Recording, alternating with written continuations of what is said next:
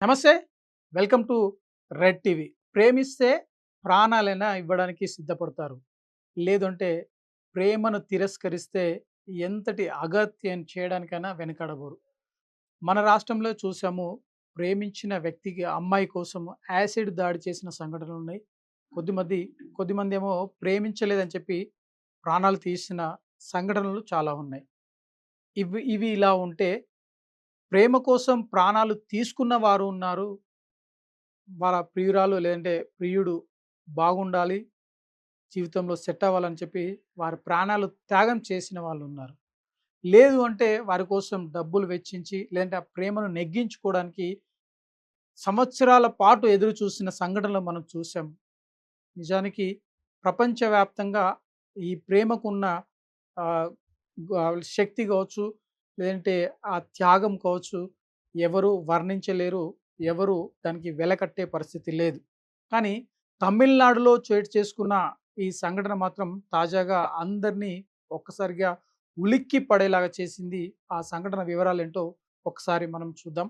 తమిళనాడుకు సంబంధించి కోయంబత్తూరులో తొండమూర్తిలో వెలుగు చూసిన ఈ సంఘటన మనం ఒక్కసారిగా ప్రాణాలన్నీ తీసే విధంగా ఉందని చెప్పి మనకు అర్థమవుతుంది. ఎందుకంటే ప్రేమించిన యువతి తన ప్రేమను ఒప్పుకోలేదని చెప్పి ఓ యువకుడు స్వతహాగా బాంబులు వేసి ఆ ఇంటిని పేల్చేందుకు ప్రయత్నం చేయడం. ఆ తర్వాత ఎందుకు అంటే ఆహ్, ముఖ్యంగా ఆ యువతి తనను ప్రేమించాలని చెప్పి బెదిరింపులకు పాల్పడిందా? లేదు అంటే ఎంతగా ఆర్జించిందా? లేదంటే తన ప్రేమను నెగ్గించుకునేందుకు కుటుంబ సభ్యులతో మాట్లాడాడా? లేదా అన్నది వివరాలు తెలియదు కానీ తను తన ఫ్రెండ్‌తో వచ్చి ప్రియురాలి ఇంటిపైన బాంబుల వర్షం కురిపించారు. పెట్రోల్ బాంబులను వేయడంతో ఆ ఇల్లు తగలబడింది.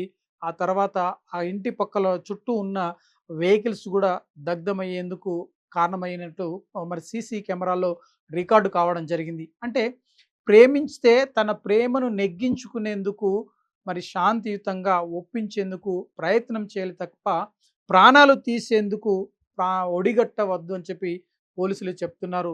నీ ప్రేమలో నిజం ఉంటే లేదంటే నీ ప్రేమలో నిజాయితీ ఉంటే ఆ మహిళను పూర్తి స్థాయిలో కరిగించుకునేందుకు ఆ మహిళ లేదంటే ఆ అబ్బాయి హృదయాన్ని కరిగించేందుకు అవకాశం ఉంటుంది. ఆ శక్తి తనలో ఉంటుంది తప్ప మరి ఇట్లా దాడులు చేయడం వలన ఇది నిజానికి ఒక రకంగా చూడాలంటే ఇది ప్రేమ అని నేను అనడానికి లేదు.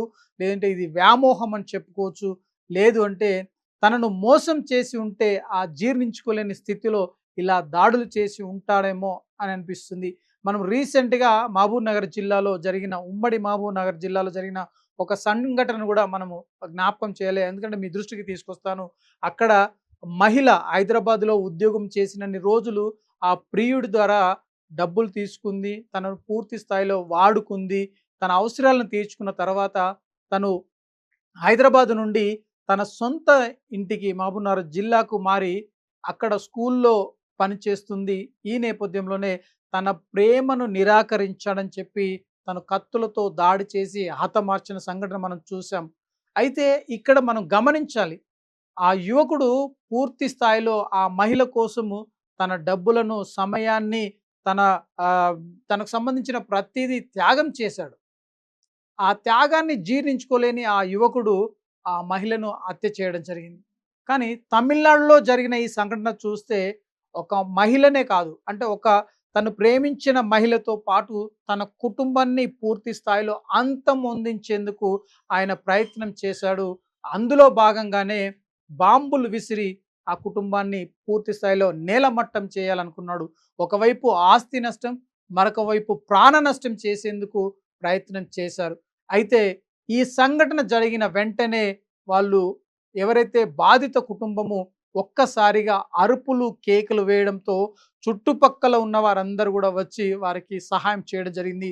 ఆ మంటలను అదుపులోకి తీసుకొచ్చారు. అక్కడ వాహనాలన్నిటి గూడా దగ్ధం కాకుండా చర్యలు చేపట్టడం జరిగింది. ఇదంతా సంఘటన చూసి ఇదంతా గూడా స్థానికంగా ఉన్న కెమెరాలో రికార్డు కావడంతో ఈ వీడియో బయటికి వచ్చింది.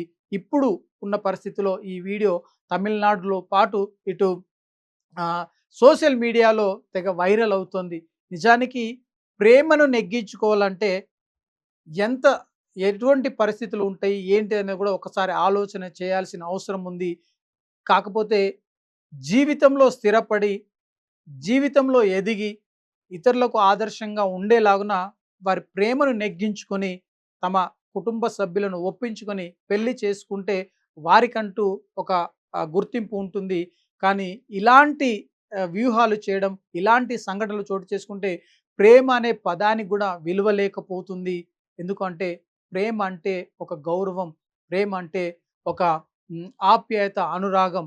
వాటిని ఎవరు గూడా తీర్చే పరిస్థితి లేదు. కానీ ఈ యువకుడు చేసిన సంఘటనతో ప్రేమ అనే పదానికి మచ్చ తెచ్చే విధంగా ఉంది అని చెప్పి మరి నెటిజన్లందరూ గూడా ట్వీట్ చేస్తున్నారు.